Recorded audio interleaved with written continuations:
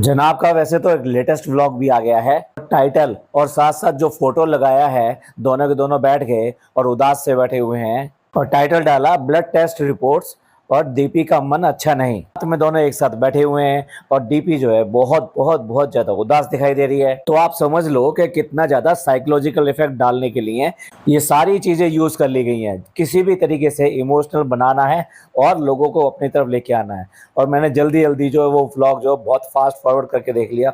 कुछ भी नहीं था ऐसा, कुछ नथिंग इज सीरियस। रिपोर्ट आई है, रिपोर्ट बहुत बढ़िया है, कोई दिक्कत नहीं है। और मैडम का बस मूड स्विंग्स चल रहे हैं, अच्छा है बुरा है ऐसे ही चल रहे हैं। अभी अच्छा लग रहा है, अभी अच्छा नहीं लग रहा। पर नहीं, टाइटल और ऐसा थंबनेल लगाएंगे कि जो लोगों को लगे ओह क्या हो गया, कैसी रिपोर्ट आई है, अच्छी नहीं आई होगी, क्यों इतना मुंह उतरा हुआ है, जरूर कुछ रो रा के बैठी है ये। सिंपैथी सिंपैथी और सिंपैथी। यहाँ तक कि ईद का भी जो व्लॉग बनाया था उसमें भी इस बात को छोड़ा नहीं था इसने। उसमें भी इसी चीज को पकड़ के रखा कि इसकी तबीयत थोड़ी ठीक नहीं थी, इसका मन थोड़ा ठीक नहीं था, इसलिए हम बाहर खाने के लिए नहीं गए। दूसरा, बच्चे की चोट, छोटी सी चोट लगी है उसकी, हालांकि बच्चे के लिए बहुत बड़ी है। और उसको बार बार बार बार दिखाना दिखाना दिखाना, चोट दिखाना अपनी। कागज के खाली लिफाफे, ढोल, कभी अपनी चोट भी दिखा दिया कर कि मेरे को यहाँ पे चोट लगी है, देखेंगे तब तेरा मुंह कैसा होगा। मैं इतना बता दूं कि ये कभी भी इन चीजों को ठीक नहीं होने देगा। ये कुछ ना कुछ जिंदा रखेगा। मैडम का दिखाता रहेगा, बच्चे का दिखाता रहेगा। इसे किसी भी तरीके से अपनी सिंपैथी से पकड़ लिया है इसने कि लोग जो इमोशनल होते हैं इसलिए उनके इमोशन से खेला जा सकता है। जब मर्जी ये सब चीजें दिखाओ और इमोशन लो। एक्टर तो है ही, इसमें कोई नई बात तो है नहीं। जनाब चाहे ऐसे ही एक्टर सही, लेकिन मैडम तो बहुत ज़बरदस्त एक्टर है भाई। दोनों जब बैठते हैं ना तो साफ पता लगता है मैडम और उसकी एज का अंतर दोनों में बहुत ज़्यादा दिखाई देता है। मैडम साफ ऐसा लगता है जैसे ढलान की तरफ चल निकली हैं, और जनाब अभी भी ओहो गालों पे चिकना चिकना लगा के अपने आप को चिकने लौंडे की तरह से पेश करते हैं। कोई भी इनको देख के समझ सकता है कि क्यों करके मैडम ने उसको छोड़ के इसको चुना होगा और मैडम के अंदर की क्या चीज़ रही होगी। मैं कोई गंदे वर्ड यूज़ नहीं करना चाहता जो इनको चूज़ किया। चलिए, इस व्लॉग का रिव्यू तो हम थोड़ा सा बाद में करेंगे, पहले इस वाले से पहले वाला व्लॉग जो था इसका ईद का, उसका रिव्यू कर लेते हैं। तो जनाब सबसे पहले तो डेकोरेशन दिखाते हैं अपने घर की। नो डाउट भाई, देखो जो अच्छी चीज़ है वो अच्छी कहेंगे। डेकोरेशन जो घर में अच्छी की गई है, लेकिन इतनी ज़्यादा डेकोरेशन होने से भी ऐसा एहसास होता है जैसे घर में नहीं है, हम किसी मेले में हैं। भाई घर घर लगना चाहिए। घर की डेकोरेशन थोड़ा डिफर होती है और बाहर की डेकोरेशन थोड़ा डिफर होती है। जैसे कि आज की डेट में अभी रामनवमी चल रही है, तो अगर हम सड़क पे जाते हैं तो बहुत सारी जगह लाइटिंग जो सड़क के साथ साथ नजर आती है। बहुत सारे गेट्स बन जाते हैं जहाँ जहाँ भी रास्ते मोड़, यानी कि जो मेन चौराहे होते हैं या गली कटती हैं बड़ी वाली, तो वहाँ पर गेट बन जाते हैं। हर जगह ऐसा लगता है जैसे त्योहार का सा माहौल है। तो सड़क पर जाने पर ये सब देखने के लिए अच्छा लगता है। लेकिन भाई ये सारी चीजें अगर घर के अंदर ले जाई जाए, मतलब घर के हर हिस्से पे एक एक्स्ट्रा लाइटिंग लगी हो। एक्स्ट्रा लाइटिंग मतलब जो छोटी छोटी लाइट लगा दी जाती हैं, ऐसे लगा दी जाती हैं, और बाहर से कुछ और लाइटें लाके लगा दी जाती हैं, यानी लटका दी जाती हैं। जगह जगह कुछ ना कुछ लटका हुआ है, कुछ भी लटका हुआ है जगह जगह। तो वो ऐसा लगता नहीं है बिल्कुल भी कि ये घर हो। फिर मैं कह रहा हूँ कि देखने में अच्छा लगता है, लेकिन जब इसी घर में आप रहते हैं और हर पल उन चीज़ों को निहारते हैं तो आपको ये कुछ एक्स्ट्रा लगता है। भाई हो सकता है कि मेरी ऐसी फीलिंग हो, बाकी लोगों की फीलिंग ना हो, मैं किसी की फीलिंग हर्ट कर रहा हूँ, लेकिन आप जरूर बताइएगा आपको कैसा लगेगा। जिस तरह की डेकोरेशन इसने पूरे अपने घर में की हुई है, ये ज़्यादा है, कम है, या इतनी होनी चाहिए या इतनी नहीं होनी चाहिए। और एज यूजुअल इसका सबसे पहला डायलॉग यही रहता है कि मन नहीं था, लेट हो गया, माफ कर दीजिए, इस बार व्लॉग जल्दी नहीं डाल पाया। और रीजन पूछेंगे तो रीजन कुछ भी नहीं। भाई इसका मन नहीं था, इसका व्लॉग है, नहीं डालेगा मत डाल, क्या फर्क पड़ता है। तेरे को प्रॉब्लम होगी इस बात से, हमें क्या प्रॉब्लम है। इसी बात से दिखाई देता है कि तुम अपने व्यूवर्स और अपने सब्सक्राइबर के प्रति कितने जिम्मेदार हो। किसी को कोई फर्क नहीं पड़ता आप व्लॉग बनाते हो, आप व्लॉग नहीं बनाते हो, आप व्लॉग क्यों बनाते हो, आप क्यों नहीं व्लॉग बनाते हो। फर्क सिर्फ इतना पड़ता है कि आपका एक रिश्ता जुड़ जाता है अपने व्यूवर्स के साथ में। तो व्यूवर्स आपके लिए कुछ एक्सपेक्ट करते हैं, कुछ देखना चाहते हैं, और आपकी एक जिम्मेदारी बन जाती है कि उनकी एक्सपेक्टेशंस पे आप खड़े उतरो, और जो कि ये कभी खड़े उतरते नहीं है। यही वजह है कि ये 4 मिलियन से और धीरे धीरे करके 1 मिलियन तक खिसक आए हैं। कहीं ना कहीं इन लोगों की एक्सपेक्टेशंस और उम्मीद से नीचे रहे हैं। इसी वजह से वो लोग इनको देखना पसंद नहीं करते। एज ए रिजल्ट ये आपका कॉल है कि आपको बनाना है या नहीं बनाना है, आपके व्यूवर्स डिसाइड करेंगे। आप नहीं बना रहे हो तो कुछ और देख लेंगे वो। ऐसे तो है नहीं कि भूखे रह जाएंगे कि भाई नहीं, जनाब का जब व्लॉग आएगा तभी हम यूट्यूब खोलेंगे, तभी हम देखेंगे, उसके अलावा हम यूट्यूब नहीं देखेंगे। जैसे मैंने देखा है, लेडीज़ के व्लॉग्स देखे हैं, वो सबसे पहले अपने आउटफिट दिखाती हैं कि आज का हमारा आउटफिट क्या है। और जनाब तो भी ईद का व्लॉग बना रहे हैं, तो ऐसा कैसे हो सकता है कि जनाब अपना आउटफिट ना दिखाएं। जनाब ने सबसे पहले अपना आउटफिट दिखाया। उफ उफ उफ जनाब, ये क्या पहन लिया आपने तो लेडीज़ को भी मात कर दिया। भाई इतने भारी भरकम जो है लेडीज़ सूट पहनती हैं, और वो भी कब पहनती हैं? शादी ब्याहों पे पहनती हैं, ईद पे वो भी नहीं पहनती हैं। ईद पे उनको बहुत सारा काम करना होता है। और भाई या फिर अगर जेंट्स पहनते हैं तो कौन पहनते हैं? बाजे वाले पहनते हैं। अगर आपको अच्छा ना लगा हो तो ठीक है, बट बाजे वाले इतना भारी भरकम सूट पहनते हैं। क्यों करके इसको हमेशा लेडीज से कंपटीशन करना होता है? आम दिनों में भी जो सूट पहनता है वो अधिकतर, मुझे तो ऐसा लगता है जैसे लेडीज से इंस्पायर्ड है। कपड़ा भी ऐसे ही होता है, फिटिंग भी ऐसी होती है। भाई क्या कहें, क्या क्या दिखाई देता है जब ये इस तरह के टाइट टाइट कुर्ते पहनता है। बीइंग ए मैन, मुझे देख के शर्म आती है कि ये आदमी क्या आदमी है कि किस तरह के कपड़े पहनता है। ना जनाब को ड्रेस की सेंस है, ना मैडम को ड्रेस की सेंस है। अब इस आलसी आदमी का बात सुन लीजिए। ये कहता है ईद होती ही ऐसी है, रमजान में हम जो रमजान रखते हैं और उसके बाद में ईद होती है, ईद के बाद में हम जब नमाज पढ़ के आते हैं तो सुस्त पड़ जाते हैं, तो इसलिए मैं तो सोता हूँ, मतलब फिर नींद आ जाती है। भाई सुस्त आदमी तो इसलिए सोता है कि तेरा मिलना जुलना किसी आदमी से नहीं है, आसपास के किसी लोगों से मिलना जुलना नहीं है, कोई तुम्हारे घर पे नहीं आता है, तुम किसी के घर पे नहीं जाते हो, मौधा से इतनी दूर रहते हो। तो नमाज पढ़ने के बाद में सबसे पहले तो लोग बाग जो कब्रिस्तान जाते हैं अपने बुजुर्गों को सलाम करने के लिए, उनके लिए फातिहा पढ़ने के लिए। अब ये काम तो तुम कर नहीं सकते। अब ये ईदगाह में भी आते होगे जाते होगे, जब इतने सारे लोगों के साथ में तुम इफ्तार कर सकते हो, अपनी कॉलोनी में बैठ के कर सकते हो, कि तो क्या तुम्हारे जान पहचान के 4 घर भी नहीं है कि जिन 4 घरों में तुम जाके उनको मुबारकबाद दे के आओ ईद की, और वो तुम्हारे घर पे मुबारकबाद देने के लिए आए। ईद वाले दिन फुर्सत नहीं होती है, लोग बाग आते रहते हैं जाते रहते हैं, मतलब जो टेबल है, जो सेंट्रल टेबल है, वो कभी खाली नहीं रह पाती है। और बीच बीच में ही हम ये कहते हैं चलो पहले जरा ये पड़ोस में उसके यहाँ मिलाते हैं या उसके यहाँ मिलाते हैं, बस जल्दी से आ जाएंगे। और ये काम अक्सर हम कोशिश करते हैं, ईद की नमाज पढ़ के जब वापस आ रहे हैं तो आसपास वाले या किसी के घर पे जो जाना है वो उसी टाइम में, क्योंकि उस टाइम में अगर जाते हैं तो सिर्फ 5 मिनट में खाली हो जाते हैं। भाई लोगों के घर पे गए और ये कहा बस हम तो सलाम करने आए हैं, और उन्होंने शीर का प्याला दिया तो उसमें से थोड़ा सा 2 चम्मच किसी नए प्याले में डाला उसका, और शगुन किया कि हाँ देखो हमने खा लिया है।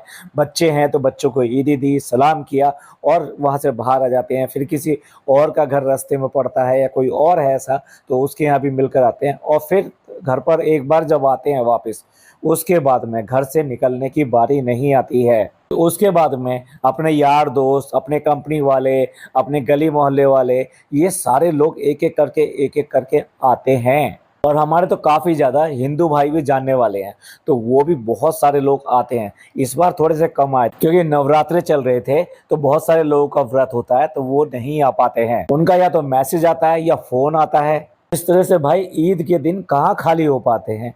ईद का नाम है त्योहार, और त्योहार पे भी तुम लंबा तान के सोते हो। ये तो काम तुम वैसे ही रोजमर्रा में करते रहते हो। भाई सोफे पे कितनी देर आदमी पड़ा रहेगा? वो दिन में किसी भी पल सोएगा ही सोएगा। इतनी देर सोफे पे बैठा रह के कैसे टाइम काट सकता है? और वो इनका रूटीन है, तो फिर अलग कहाँ से हो गया? इसलिए ये ईद पर भी सो गए। इस बंदे से पूछो, साल में एक ईद आती है, दूसरी जो बकरा ईद होती है, तो ये एक ईद आती है। उस एक ईद को भी ये ठीक से, मतलब 24 घंटे छोड़ दीजिए, मतलब डे टाइम जो है उसमें अटेंटिव नहीं रह सकते, उसमें उस ईद का एंजॉयमेंट नहीं ले सकते। चल जा बीमार आदमी, आलसी आदमी। हाँ, एक बात और कहनी है, क्योंकि पूरे रमजान तो इन्होंने ऐसे रमजान रखे हैं कि सहरी तक जागते हैं और उसके बाद में दोपहर को 2 बजे तक आराम से सोते हैं। तो भाई इनकी आदत ये कहाँ से बदल जाएगी? तो इन्हें दिन में सोना ही सोना है। अब आपको समझ में आया, कोई सुस्ती नहीं है। ऐसा कुछ नहीं होता है कि नमाज पढ़ के आए तो ऐसे सुस्त हो गए। अब जनाब के मेहमानों के आने का सिलसिला शुरू हुआ। और जितने भी गेस्ट आए हैं वो कौन से डिफरेंट आ गए, सारे के सारे वो हैं जो इनके लिए काम करते हैं, इनके घर में काम करते हैं। भाई कहाँ हैं तुम्हारे मिलने जुलने वाले लोग? देखिए ये तो एक्टर एक्ट्रेस हैं लेकिन मैं वैसे बता रहा हूँ, आम लोगों के घर में धोबी आता होगा तो आप उसको भी बुला लोगे कि आजा भी आजा, वो भी आता ही है। जो काम करने वाली आती है वो भी ईद मिलने के लिए आती है। उसके अलावा आपका नाई, क्योंकि इनका तो हेयर ड्रेसर होता है पर आम लोगों का तो नाई होता है। और तुम्हारे घर में और भी मैं क्या कहूँ, मैं बोलना नहीं चाहता। तो ये जितने भी लोग आते हैं दूध देने वाला है, और ये जो है ये लोग भी आके आपको ईद मुबारक करते हैं, आप इनको खिलाते हो। तो भैया तुम्हारा मिलना जुलना बस इतना ही है क्या? तुम्हारे घर में तुम्हारे साथ काम करने वाले, तुम्हारे पहले जो काम करते थे आपके साथ में वो लोग, तुम्हारे अगर डॉक्टर वॉक्टर भी हैं जिनके तुम जाते हो इतने नाम लेते हो, वो ऐसे हैं वो ऐसे हैं, मेरे घर पे आते हैं।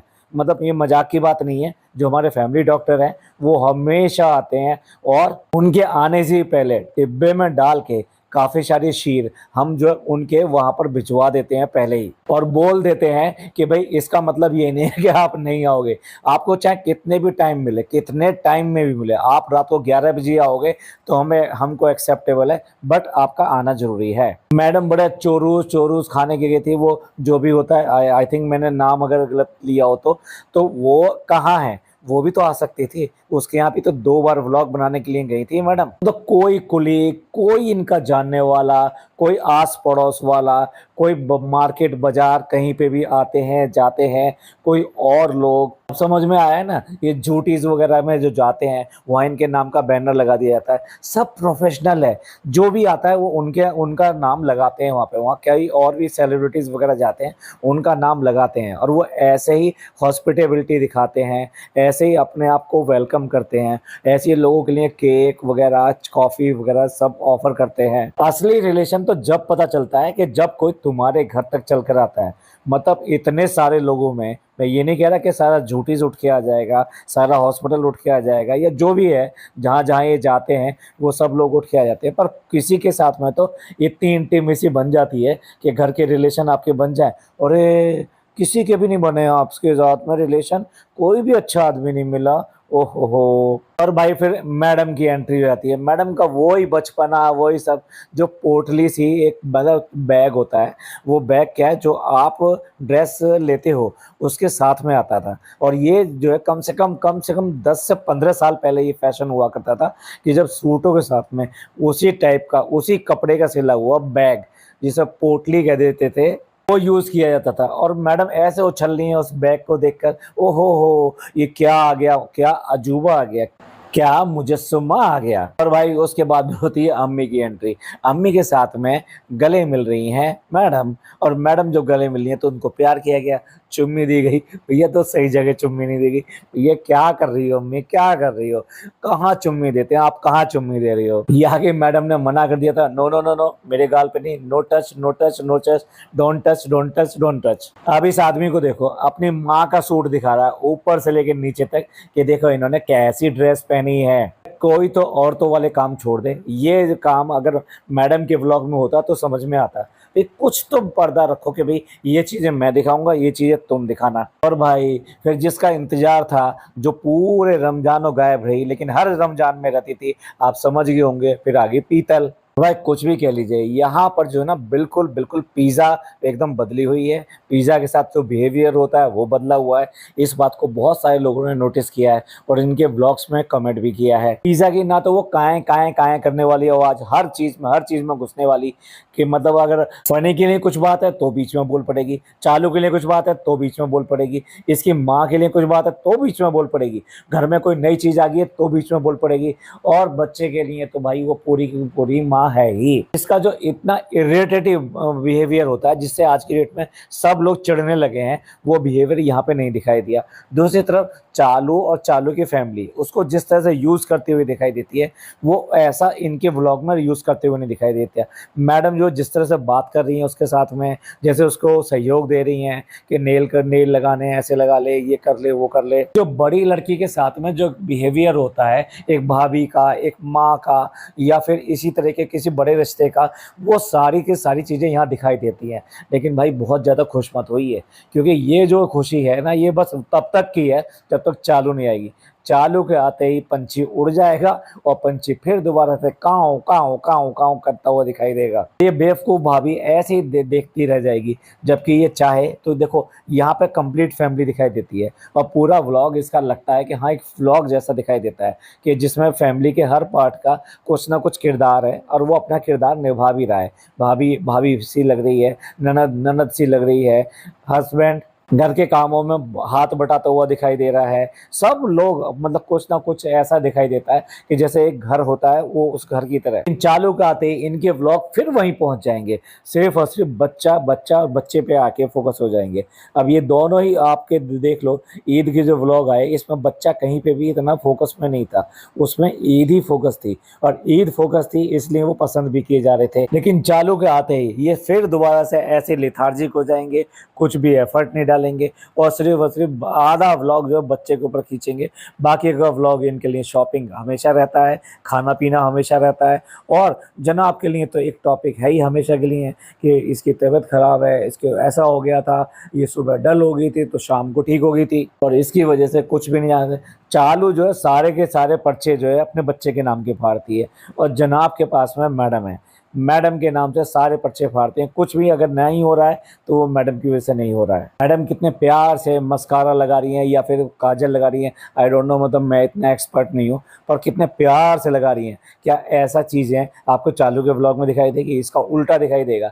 सारी मेहनत यही करती दिखाई देगी लड़की और वो उसे कोई एफर्ट नहीं होती सिवाय बक बक बक बक बक बक करने के। मैडम वो सारी हरकत कर रही हैं कि जो एक बच्चा करता है, अपनी चूड़ियाँ दिखाना और वही चूड़ियाँ दिखाना जो कश्मीरी आज की डेट में बहुत ज़्यादा वो ट्रेंड में चल रही है, जबकि किसी ने उसी इन्हीं चूड़ियों से अपना सूट फाड़ लिया था। आप समझ गए होंगे ना मैं चालू की बात कर रहा हूँ। आजकल इनकी एक बात है, ये अपने मुंह से ही कह देते हैं, मैडम भी कह रही हैं मैं सारी नौटंकी आज कर लूँगी। चालू कह देती है देखिए फ्रेंड्स सारा घर जो है ऐसा फैला पड़ा है लेकिन हम आपसे कुछ बहाना नहीं बनाएंगे, हम छुपाएंगे भी नहीं। मतलब हर चीज़ अपनी जो है ना वो पहले अपने मुंह से कह दो और फिर उसके बाद में दिखा दो। आपको इस बात की परमिशन मिल गई, अब आप घर अपना गंदा रख सकते हो, आप गंदा बोल सकते हो, आप कुछ भी ऐसा कर सकते हो। अब जनाब को इस बात का दुख है कि मैंने जो बाजे वाले का सूट बनाया था, ऐसे ही बाजे वाले का सूट जो है मैंने अपने बच्चे के लिए बनाया था, लेकिन बच्चा है कि पहनता ही नहीं है। भाई तुम्हारी अगर चार मर्जी है तो एक बार बच्चे की भी मर्जी है, जरूरी है कि वही सूट पहनाओगे?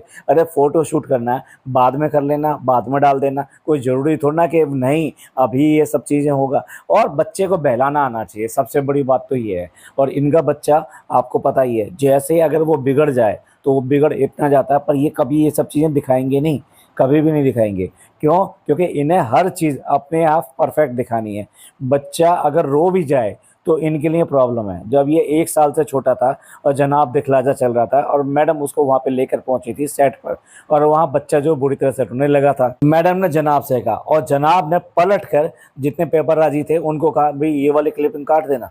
मतलब बच्चा अगर रोता हुआ आ जाएगा तो भैया इनके सेलिब्रिटी स्टेटस में धब्बा लग जाएगा। अच्छा ये तो जब की बात है कि बच्चा जो भी ड्रेस पहन रखी उसने बहुत मस्त और बहुत अच्छी तरह खेल रहा है। और क्या चाहिए एक माँ बाप को भाई, उसका बच्चा बहुत खुश है, वो एंजॉय कर रहा है, त्योहार को एंजॉय कर रहा है, ये कितनी इससे बड़ी और क्या बात है। कुछ इसके बार बार ये कहने की तुम कुर्ता क्यों नहीं पहन रहे, तुम कुर्ता क्यों नहीं पहन रहे, बच्चे से इरिटेशन नहीं लगती? मतलब क्यों करके उसके पीछे ऐसे पड़े हुए हैं कि उसको भी बाजे वाला बना के ही छोड़ना है। बच्चे को एक मक्खी दिखाई देगी और जनाब को मिल गया मौका कि उसकी मम्मी को किसी भी तरीके से नीचा दिखाने का कि ये मक्खी नहीं है, ये तेरी जो है मम्मी है, तेरी मम्मी है। उसे क्या पता कि इसकी मम्मी ने मक्खी का रोल किया था या मक्खी ने इसकी मम्मी का रोल किया था। बड़ा होगा ना बेटा तो जरूर इस इनके ऊपर हंसेगा, यार मेरे माँ बाप भी क्या थे यार। ये वह टेबल वेबल सजा के जो मैडम की मम्मी का बर्थडे है वो रेडी कर दिया गया और मैडम की मम्मी ने केक काटा और केक काटने के बाद में भाई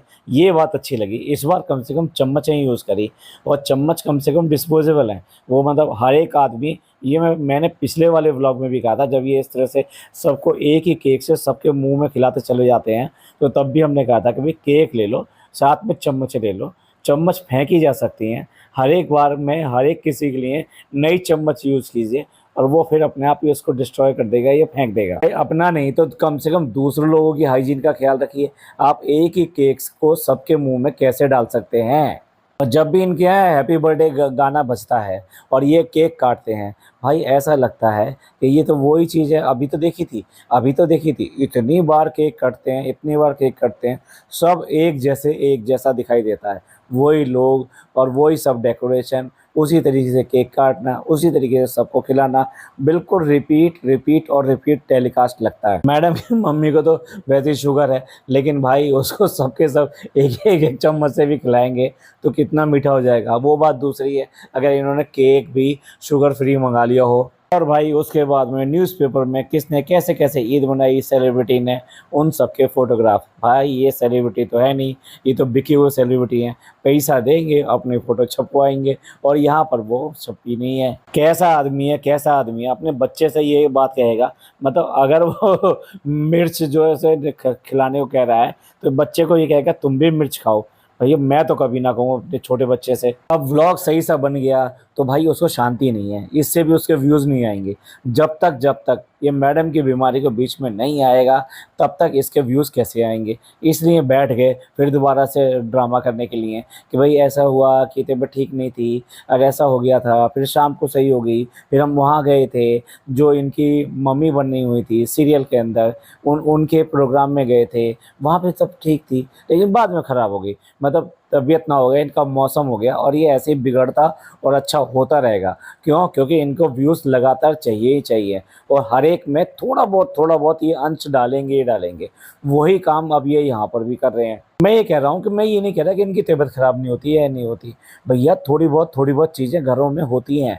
उनको हर चीज़ को आप जो है व्लॉग में लेकर आओगे और उसके लिए सिंपैथी लोगे लोगों से, तो लोग तो इस बात को कहेंगे कि आप छोटी-सी बात को दिखाते नहीं हैं। एक तरफ तो मतलब मम्मी की आप सॉरी अपनी वाइफ़ की यानी मैडम की ये सब बताएँगे, आज इसका मूड सही नहीं था, आज इसकी तबीयत ठीक नहीं थी, और दूसरी तरफ इसी की मम्मी हॉस्पिटलाइज़ हुई, उसके बाद में भी इन बंदों ने एक बार भी नहीं कहा। डी दादा के घर में इतनी बातें हुई, एक बार भी इन्होंने एक बार भी बताया क्या? देखिए लेडीज़ के साथ में ऐसा बहुत बार होता है कि जब वो काम से थक जाएँ या कभी भी एक टाइम पे वो महसूस करती हैं कि उनको एनर्जी नहीं है, जैसे सब कुछ ड्रेन हो गया है।